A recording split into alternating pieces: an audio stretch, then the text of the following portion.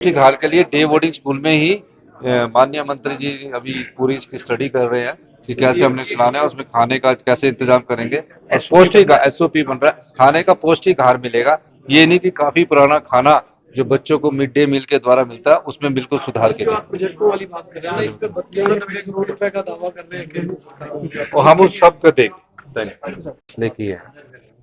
ये फैसले थोड़े से कड़वे जरूर हैं, लेकिन इसका आंवले की तरह आने वाले वक्त में मीठा स्वाद हो। पर जो फैसले हमने 1 साल पहले किए थे,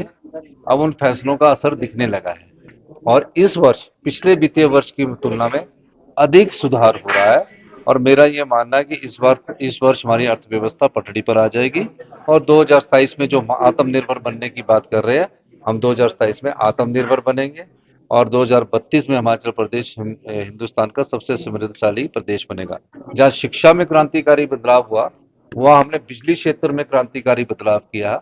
आपने देखा कि हाई कोर्ट में हमारी सरकार ने 500 मेगावाट का डूगर जो प्रोजेक्ट था, जब एनएचपीसी ने मना कर दिया कि हम 12, 18, 30 और 40 साल बाद प्रोजेक्ट वापस नहीं देंगे, हम अपनी प्रोजेक्टों को जिंदगी भर के लिए नहीं दे सकते।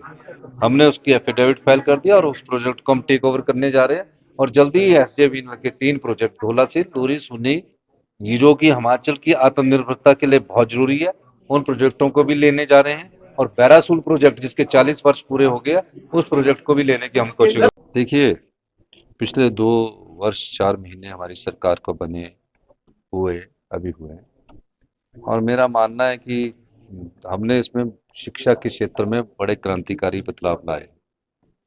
शिक्षा में गुणात्मक शिक्षा को कैसे आगे बढ़ाया जाए, क्वालिफाइड टीचर टेस्ट के थ्रू आने के बाद गवर्नमेंट स्कूलों में बच्चों की संख्या में क्यों कमी आई, इन सब का अध्ययन किया गया और अध्ययन करने के बाद ये पाया गया कि हमें भविष्य की ऐसी शिक्षा नीति बनानी है जिसमें बच्चों में आत्मविश्वास भरे और बच्चों में भविष्य की चुनौतियों का सामना करने का साहस हो। इसलिए हमने Rajiv Gandhi day boarding school बनाए और शिक्षा में क्रांतिकारी बदलाव में हमारा प्री नर्सरी से लेकर सेकेंडरी स्कूल तक एक ही बोर्ड बनाया है और निश्चित तौर पर मैं कह सकता हूँ कि हम आने वाले समय में शिक्षा में और गुणात्मक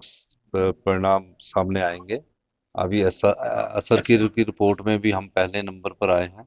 और हिमाचल प्रदेश की शिक्षा नीति में जो बदलाव किए हैं, जो प्रशासनिक फैसले किए हैं, उसका व्यापक असर देखने को मिला है। और जो पिछली सरकार ने हजारों स्कूल खोल दिए थे लेकिन शिक्षक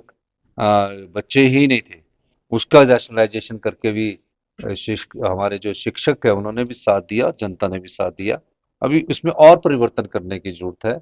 जहाँ कोएड एजुकेशन हो सकती है या कई जगह गर्ल्स के बच्चे कम हैं, एक ही जैसे कि कोई कारपोरेशन है और एक ही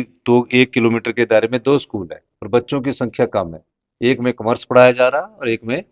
साइंस पढ़ाई जा रही है, तो इकट्ठा ये कॉमर्स साइंस और मेडिकल और नॉन मेडिकल है, इकट्ठा कम्पैक्ट कैंपस बना दिया जाए ताकि एक्सपोजर ज़्यादा हो। अगर 8-10 बच्चों को पढ़ाएंगे ना तो उसमें एक्सपोजर नहीं होता, 10-11 बच्चों के स्कूल में एक्सपोजर नहीं होता, तो एक्सपोजर हो बच्चों के प्यार हो, तो हमारी सरकार इसमें भी जल्दी नीतिगत फैसला करेगी और मुझे लगता है कि आने वाले समय में जो हमारी अभी और पोस्टें बढ़ी है, टीजीटीएल मेडिकल, नॉन मेडिकल और जेबीटीज भी, जेबीटीज की भी चल रही है, सीएनबी भी, और तो उस सब पोस्टों पर जल्दी ही नियुक्ति की जाएगी।